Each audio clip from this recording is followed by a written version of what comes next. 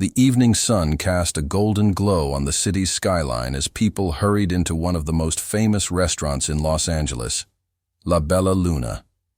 Known for its elite clientele and bold dishes, the restaurant had recently gained more attention after being featured in a popular food magazine. But tonight, something was about to happen that would be remembered for years to come. It would begin not with a celebration, but with an insult, and one silent man who refused to respond with hate. Keanu Reeves walked through the tall glass doors of La Bella Luna, dressed simply in a black hoodie and jeans. He wasn't here for attention. He wasn't here for fame. He was here for something more personal, to support a young chef named Raphael, who had been a student in a cooking workshop Keanu helped fund for disadvantaged youth. Tonight was Raphael's big break. The restaurant had offered him a trial night, and Keanu wanted to quietly cheer him on from a corner table. But Keanu never made it that far. As he approached the hostess stand, a stern woman in a crisp white chef's coat was already watching him from behind the open kitchen window. Her name was Claudia. She had worked for 15 years in the restaurant industry, climbing her way to the top, but had grown bitter along the way. Tonight, she wasn't interested in charity cases or mystery guests, especially ones she thought didn't look like they belonged.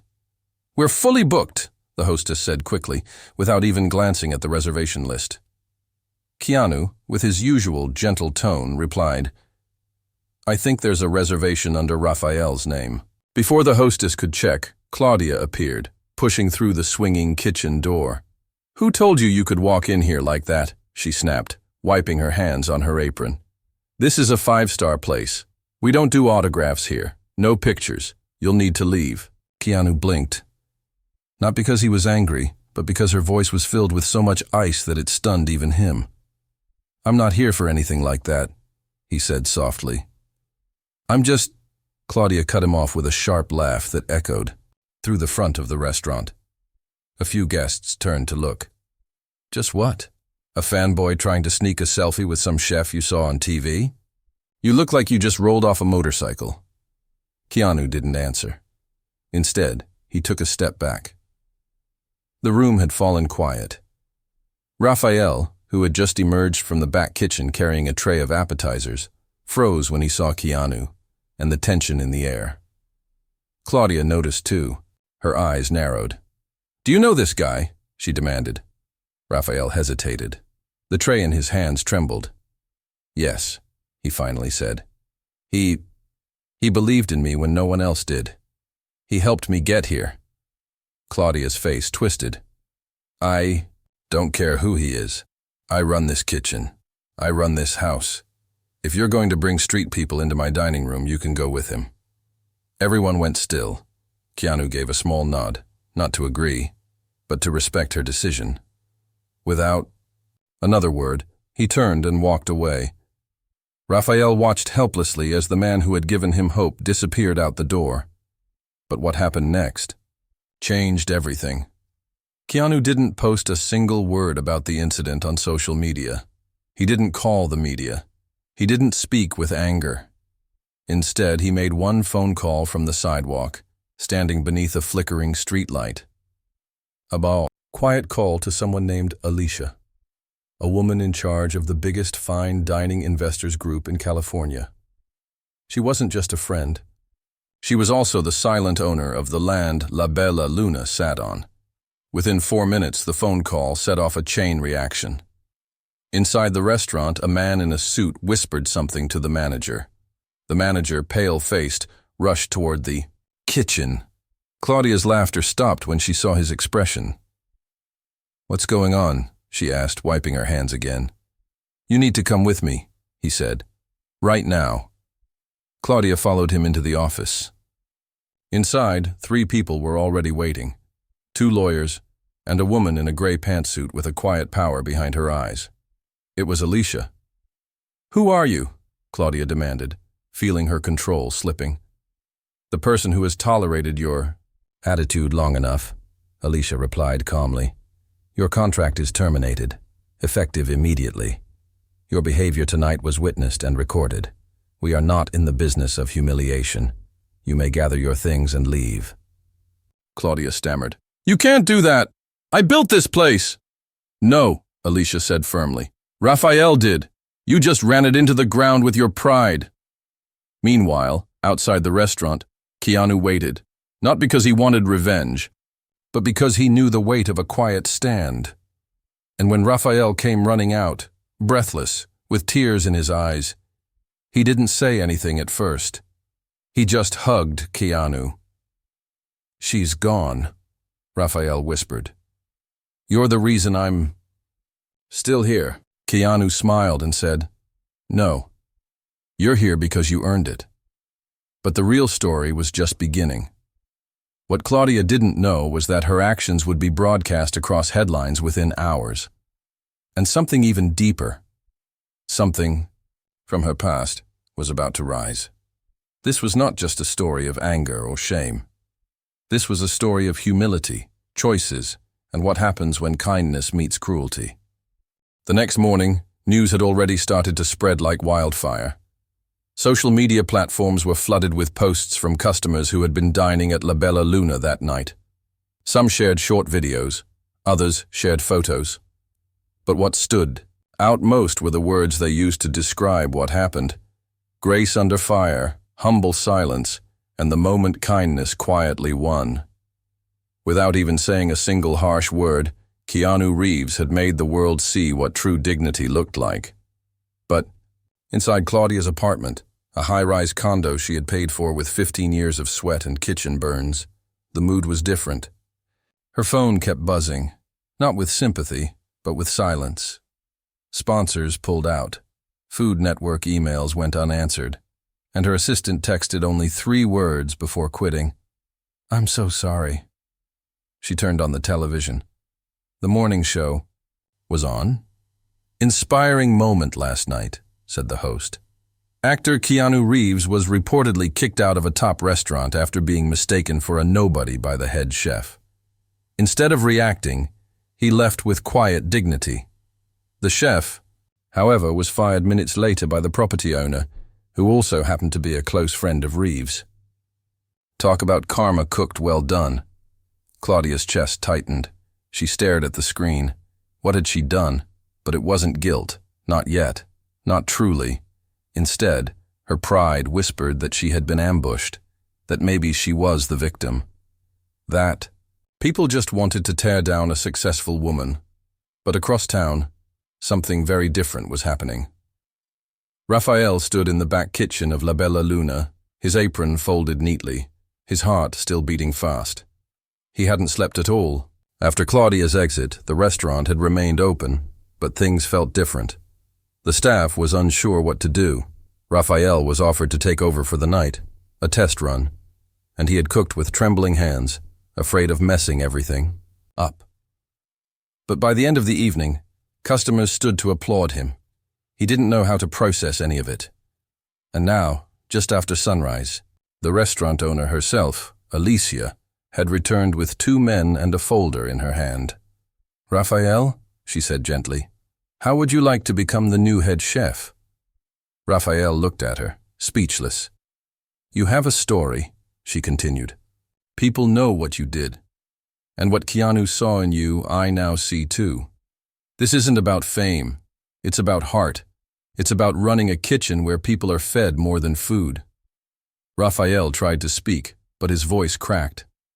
All he could say was, I don't know if I'm ready." Keanu, who had quietly walked in behind her, placed a hand on Raphael's shoulder. "You were ready the moment you didn't defend me last night," he said. "You let her speak. You didn't argue. You knew kindness would speak louder." Raphael's eyes filled with tears. But in another part of the city, Claudia had finally decided to leave her apartment. Dressed in a coat and sunglasses, she took the back stairwell to avoid the media. She told herself she would fight this, that she would sue, start a podcast, or write a book. Anything to keep her name alive. As she stepped into the alley behind her building, she noticed something odd. A small girl, no more than 10, was sitting on the steps.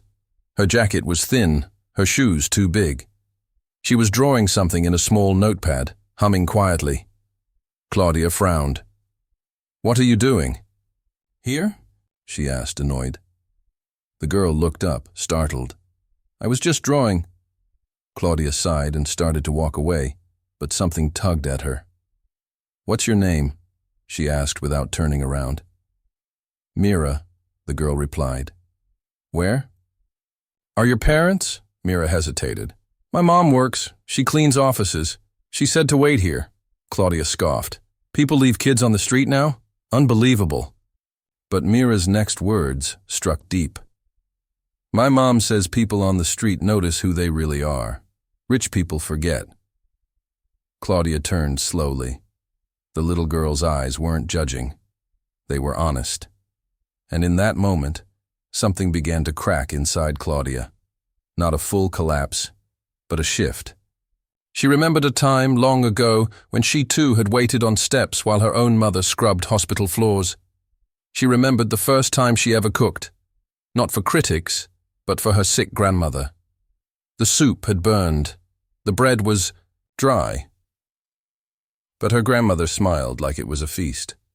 Somewhere along the line, Claudia had changed, and now that change had cost her everything.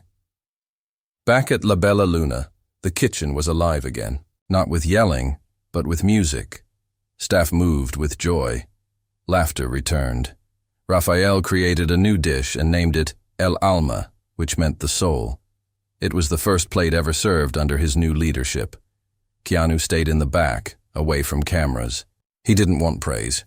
He just wanted to see a young man rise. But outside the restaurant, a figure stood in the shadows, watching Claudia. She had come to see what was being said. What was being done? But instead of bitterness, she saw something else. She saw what leadership looked like when it came from the heart, and it haunted her, because deep down, she missed that feeling too. And soon, she would get one last chance to find it again, in the most unexpected place. Claudia stood across the street from La Bella Luna, her coat pulled tightly around her as a soft breeze stirred the fallen leaves near her feet. For the first time in years, she wasn't walking into a restaurant as a chef, a boss, or someone important. She was just watching, silent, invisible. The glowing windows framed something she hadn't seen in a long time. Joy. The kitchen was alive with movement. Raphael was laughing with a prep cook as he carefully spooned sauce onto a plate. The servers looked relaxed. There was no shouting, no panic, no tension pressing against the walls. Even the guests seemed more at ease. She had run this place with an iron grip for nearly a decade, and yet in only 24 hours it had become more alive than she ever allowed it to be. She hated how much that realization hurt. Claudia turned and walked away, past a group of teenagers taking selfies near the entrance. She kept walking until her feet took her somewhere she hadn't been in over 15 years, the small corner bakery where she once worked as a dishwasher, back when she was still trying to afford culinary school. She stepped inside quietly. It smelled like cinnamon, yeast, and warm memories. Behind the counter stood an older man with kind eyes. He looked up, then squinted. "Claudia, is that you?" he said with disbelief. She managed a small smile. "Hi, Ramon." He came around the counter and pulled her into a hug. "You disappeared on us. We thought you went off to France or something." "I kind of did," she said softly. "I've been working, running kitchens. I had a good job until yesterday." Ramon raised an eyebrow but didn't press. Instead, he brought her a small plate of bread pudding and a warm coffee, just like he used to when she worked late shifts for extra cash. "Sit," he said. "Talk." As she sat and picked at the bread pudding, Claudia finally began to unravel. She told him everything, the rise, the pressure, the way she had lost herself in the need to be feared and respected. And finally, she told him about Keanu. Ramon listened without judgment. "You're not a bad person," he said after a long pause. "But maybe you stopped being a real one." She looked up, startled. He nodded. I remember the young woman who used to sneak extra pastries to hungry kids who came by after school. The woman who saved up tips to buy her mom a secondhand stove. What happened to her? Claudia's voice cracked. I don't know. He placed a hand on hers. Then maybe it's time you go find her. That night, Claudia didn't go home. Instead, she took the subway across town and checked into a tiny motel near the train station. She sat on the edge of the bed, staring at the peeling wallpaper and wondering if this was the lowest point of her life, or the first honest one in years. Meanwhile, inside La Bella Luna, Raphael was struggling with a new challenge. The restaurant was now buzzing with press, and with that came pressure. Not the kind Claudia had brought, but the kind that made his hands sweat and his thoughts scatter. He missed Keanu's quiet presence. But Keanu hadn't come by today. So when his phone buzzed, and he saw a message that simply said, "Check the patio," his heart skipped. Raphael stepped outside. Keanu was there, sitting alone at the corner table under the string lights, a plate of untouched pasta in front of him. Raphael smiled. You came back. Keanu smiled softly. I never really left, just didn't want to get in the way. Raphael sat across from him. This is harder than I thought. So is kindness, Keanu said. But you're doing both. Raphael lowered his eyes. She's been watching. Keanu nodded. I know, Raphael hesitated. Do you hate her? Keanu leaned back and looked at the stars above. No, he said. She's just someone who forgot who she used to be. And maybe someone who needs a second chance. Raphael looked confused. After what she did? Yes, Keanu replied. Because people gave me second chances too. More than once. The next day, Claudia walked into a local community center. There was a flyer on the wall that said, free cooking classes for teens. She walked past it, but something made her turn around. The class had just started. A group of 12 kids stood around, a table confused by the recipe in front of them. The instructor, a sweet, elderly woman, looked up and sighed with relief when she saw Claudia. You're Claudia, aren't you? She asked. Claudia blinked. Yes. Raphael told me you might stop by. Claudia was stunned. The woman stepped aside and handed her an apron. They need someone to show them how to make real food, she said. Not fancy stuff, just something from the heart. Claudia looked at the kids. They weren't critics. They weren't influencers. They were just hungry. For food, for learning, for someone to believe in them. And slowly, something in her heart began to stir as she picked up a knife and began to teach them how to slice onions without crying, something she had said thousands of times before. She realized she was finally saying it without bitterness. At the end of the session, one of the students, a shy girl named Nina, handed Claudia a drawing. It was a picture of a kitchen. In the center was Claudia, smiling. Nina had written, "You don't look angry in this one." Claudia sat alone in the hallway after the class, tears quietly slipping down her face. She didn't know what came next, but for the first time in years, she hoped. And that hope would soon be tested, because the very next week, La Bella Luna would face its most unexpected visitor yet, and not everyone would be ready for it. The following week, La Bella Luna was in full swing. Reservations were booked weeks in advance. Critics were returning with praise, and Raphael was finally finding a rhythm. The kitchen was no longer a place of fear, but of passion. He encouraged creativity, asked questions, and allowed mistakes, as long as people learned from them. Even the customers noticed. A popular blogger wrote, "This place used to feel cold, like perfection without soul. Now it tastes like someone's heart is in the sauce." Raphael taped that quote above the kitchen sink. But while things were calm inside the restaurant, a storm was quietly building outside. Claudia hadn't returned to La Bella Luna. Not even once. Not as a customer. Not as a guest. Though she thought, about it every day. Instead, she'd been working nights at the community center kitchen, teaching local kids and volunteering to cook meals for the elderly. Word had spread about the former head chef cooking free soup for single moms, and even the neighborhood store clerks started smiling at her differently, but she still carried the weight of what she had done. Her pride, her harshness, the way she humiliated Keanu, all of it haunted her at night. She didn't expect forgiveness. She didn't even think she deserved it. And then came the letter.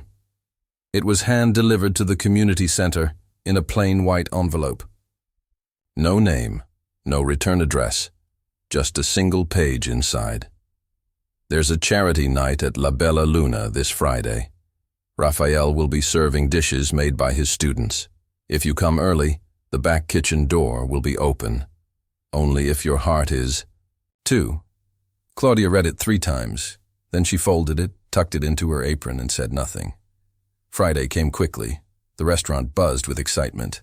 Local news cameras were already outside to cover the story of a young chef uplifting inner-city youth through cooking. It was Raphael's idea to raise funds for more community kitchens. Keanu had donated quietly behind the scenes, making sure everything went smoothly. But inside the back kitchen, Raphael had butterflies in his stomach. 6 students were prepping dishes, nervously repeating instructions he had written on the chalkboard. And then, just before 6 o'clock, the back door creaked open. He turned. Claudia stepped in. She was dressed in a plain white chef's coat, not the pressed, starched one she used to wear, but a worn one, with sleeves rolled up and flour smudged near the collar. Her hair was tied back loosely, and she carried no clipboard, no ego, no entourage. Raphael froze. She looked at him with uncertain eyes. "I don't expect to stay," she said softly. "I just came to see the kids. I heard they were cooking tonight." Raphael didn't speak, but he reached into the drawer behind him and pulled out a clean apron. He handed it to her. No words were needed. The students looked confused at first, then slowly nodded as she walked over and helped one of them properly dice tomatoes. Her hands were still precise, but her voice was different, lower, calmer, full of warmth instead of judgment. Through the kitchen window, Keanu watched everything. He stood silently, his hands in his pockets, his face unreadable. Raphael stepped out to greet him. "She's here," Raphael said, watching Keanu's face closely. "I know," Keanu replied. Raphael hesitated. "Should I ask her to leave?" Keanu shook his head. "No. You gave me a chance when I walked in. Maybe tonight is her turn." As the night went on, guests were served 3 unique dishes, each designed by a student. The guests applauded every course. Halfway through the evening, Claudia stayed in the kitchen, helping clean up spills and encouraging nervous kids to keep going. For the first time in years, she didn't care about fame. She didn't care if anyone outside the kitchen knew she was there. But someone did, because just before dessert, a server handed her a note folded in half. It said, "Would you join me for a moment?" Her heart stopped. She looked out the kitchen door. Keanu was sitting alone at the chef's table. Every step toward him felt heavy. When she arrived, he looked up and smiled. Gently, kindly, the same way he had smiled the first time he entered the restaurant. "Thank you for coming," he said. Claudia's throat was dry. "I almost didn't." "But you did," he said. "That matters more." She sat down across from him, unsure of what to say. "I was cruel to you," she finally whispered. "I thought power meant control. I thought being hard made me strong, but all it did was make me cold. And I hurt someone who didn't deserve it." Keanu's eyes didn't flinch. "We all lose ourselves sometimes," he said. "What matters is if we come back." She blinked fast, trying to hold back tears. "Why didn't you destroy me?" she asked. "You could have told the world what I said." Keanu looked down at his water glass, then back at her. Because silence speaks louder when it's holding grace, he said, and because revenge wasn't the lesson I wanted Raphael to learn. Claudia couldn't stop the tears now. They came, quiet and slow, not with drama, but with the soft release of someone who had been carrying shame too long. I don't expect forgiveness, she said. Good, Keanu replied. Then what you're doing now is real. The charity night was a huge success. Over 200 guests attended. Thousands of dollars were raised to fund free cooking programs in schools and shelters. And every person who left that night didn't just remember the food, they remembered the feeling. As for Claudia, she stayed behind with the students and scrubbed dishes late into the night. Not because anyone asked her to, but because it felt like the most honest way to say I'm still learning. But just when things seemed to settle, the restaurant received a phone call the next morning. From someone powerful, someone famous, and someone with a request that would shake everything up once more. The sun had barely risen when the phone rang at La Bella Luna. Raphael, still half asleep on the couch in the staff break room, rubbed his eyes and picked up. Hello, a woman's voice answered. Good morning, this is Natalie from the White House Media Office. Is this Chef Raphael? Raphael sat straight up. Yes, this is him. We've been following your charity event through the press, she said, and the president's team is organizing a nationwide campaign to spotlight community leaders using food to uplift underprivileged youth. We'd like La Bella Luna to host the West Coast Gala next month. The president will attend. Raphael's mouth opened, but no words came out. Natalie chuckled softly. We'll send more details by email. Congratulations, Chef. What you're doing matters. The line clicked off. Raphael sat in stunned silence, holding the phone. The president, coming. Here. He immediately called Keanu. You're not going to believe this. Keanu listened quietly, then said, You earned this, Raphael, and you won't face it alone. Within hours, the restaurant was buzzing with preparations. Local officials called to confirm schedules. Media teams sent inquiries. The mayor's office offered to help coordinate. It was no longer just a charity kitchen. La Bella Luna had become a symbol of healing, of second chances, and of what kindness could grow into. But behind the glow and excitement, one person stayed quiet. Claudia. She had returned to her community, kitchen work, after the event. The moment with Keanu had touched her deeply, but she didn't feel like she belonged in the spotlight.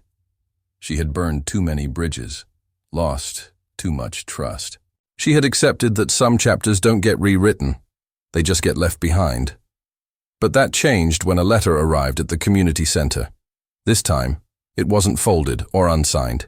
It was handwritten in Raphael's messy print, Chef. Claudia, we need help. A gala is coming, and I don't know how to run something that big. I learned how to cook, how to lead, and how to forgive. Now I need you to teach me how to handle the pressure.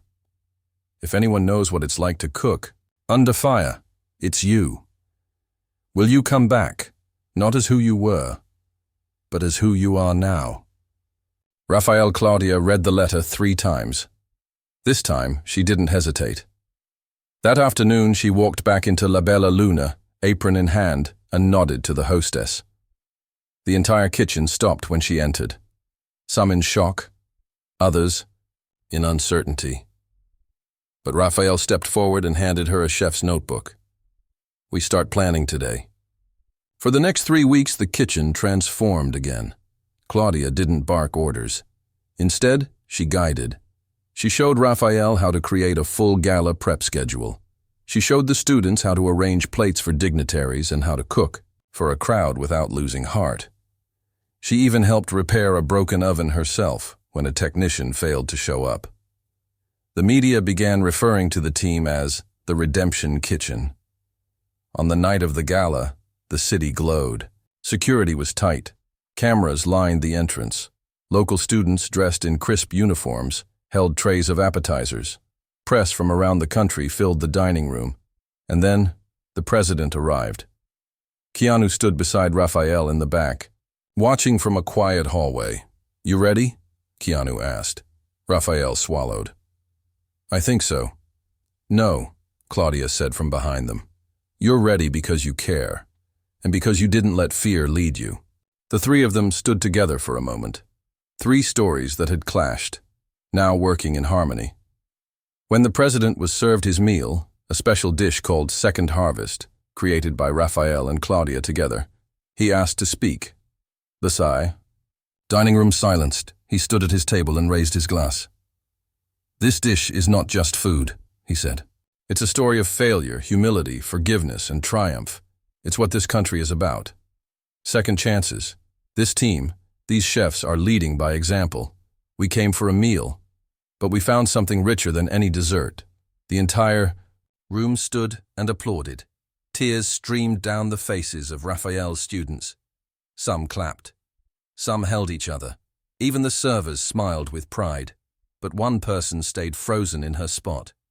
Claudia, for the first time in her entire career. Someone was praising her not for power, but for transformation. Later that night, when the guests had left and the kitchen was being cleaned, Claudia found herself alone in the back hallway. Keanu approached her quietly. You okay? He asked. She looked at him. I don't think I ever said thank you, she whispered. He smiled. You didn't have to. But she did. She hugged him, awkwardly at first, like someone unfamiliar with warmth, but then tighter, like someone afraid it would slip away again. You taught me that being kind isn't weak, she said. It's harder than being cold, but it leaves something behind. Keanu nodded. That's why it's worth it. But what none of them knew was that Claudia's journey wasn't finished yet, because the next day, something from her past would return. Something she thought was long gone, buried by years of ambition, and it would test everything she had rebuilt. The morning after the presidential gala, the restaurant was still glowing from the success. News outlets praised La Bella Luna not just for the food, but for its heart. One headline read, From Scandal to Second Chances, a restaurant's journey of redemption. Raphael received dozens of offers from culinary schools and media channels, but he turned most of them down. His focus remained on the kitchen, the students, and the mission. Keanu, as always, stayed away from the spotlight. He left a note in Raphael's locker that simply said, You don't need noise to be noticed. Just keep cooking from the soul. But across town, Claudia faced something she hadn't expected. She returned to her apartment, the one she hadn't lived in for over a month, to collect some final belongings. Dust covered the counters, unopened, letters stacked on the floor. One envelope, thicker than the rest, caught her attention. The handwriting made her stop. She opened it slowly. Inside was a folded letter and a photograph. The letter read, Dear Claudia, you don't know me, but I know you. My name is Emma. I'm your niece. My mother, your sister, passed away last year. Before she died, she made me promise to find you. She said you were once the kindest person she ever knew. She never stopped hoping you'd come back. I've been looking for you for months. I don't want anything from you. I just wanted to meet the woman my mom always believed in. She told me once that your food made her feel safe. If you ever want to talk, I'll be at the community kitchen this Saturday. They said you volunteer there. I hope I get to meet you. Emma Claudia sat on the edge of her sofa, stunned. She held the photo up, a girl in her early 20s with her sister's eyes and a hopeful smile. A flood of memories came back. A summer afternoon, cooking on the balcony. Laughter, childhood promises. And then, the silence that came after their final fight, years ago. Tears slid down her cheeks. On Saturday, Claudia walked through the back doors of the community kitchen. She wore no makeup, no chef's coat, just a simple hoodie and jeans. Her hands trembled slightly. Inside, volunteers were chopping vegetables and filling trays for a weekend food drive. And then she saw her daughter Emma. The girl was placing sandwiches into paper bags and smiling as she worked with two elderly women. Her movements were calm, steady, as if she belonged. Claudia approached slowly. Emma looked up. Their eyes met. For a long moment, no one said anything. Then Claudia whispered, "You look just like her." Emma smiled gently. "I've been told." They stood there between folding tables and boxes of food, surrounded by the hum of kindness. "Your mom and I, we had a fight," Claudia said. "I said things I regret. I was angry back then. I thought success would fix me. She never hated." "You," Emma said. "She was proud of you, even when she got sick. She watched your shows, followed your career. She always said, 'Claudia will come back when she's ready to remember who she is.'" Claudia lowered her head. "I think I finally remembered." They sat together on the steps behind the building, passing a cup of tea between them. Emma told her stories about her childhood, about her mom, and how she herself wanted to study nutrition and help communities heal through food. "I don't want to be famous," Emma said. "I just want to help." Claudia smiled through her tears. "You're already doing it." Over the next few weeks, Claudia and Emma grew close. They cooked together, volunteered, and even started planning to open a small kitchen school for underprivileged youth, a dream they both now shared. As for La Bella Luna, it became more than just a restaurant. It became a place where mistakes weren't final, where students from broken neighborhoods found family, where a young chef named Raphael taught others not only to cook, but to lead with humility. One evening, Claudia returned to the restaurant with Emma. Keanu was there, sitting in the back patio as usual. Claudia walked over and handed him a wrapped box. "What's this?" he asked. "Something I never got to give you." He opened it. Inside was a small notebook, worn, weathered, stained with oil. On the first page was a handwritten message. "For Keanu, the first person who taught me that silence can heal. Louder than noise. Thank you for being the better soul that night. You didn't just save me, you gave me back to myself." Claudia Keanu closed the book and looked up. "This is the real dish," he said softly. "Thank you." They sat quietly as the lights flickered above them and laughter drifted from the kitchen inside. Life hadn't gone as planned for any of them. But sometimes, the best recipes come from the mistakes. Burned edges, unexpected ingredients, and all because in the end, redemption isn't loud, it's quiet, it's earned, and it begins when someone chooses to walk back through a door, even if they were the one who slammed it shut.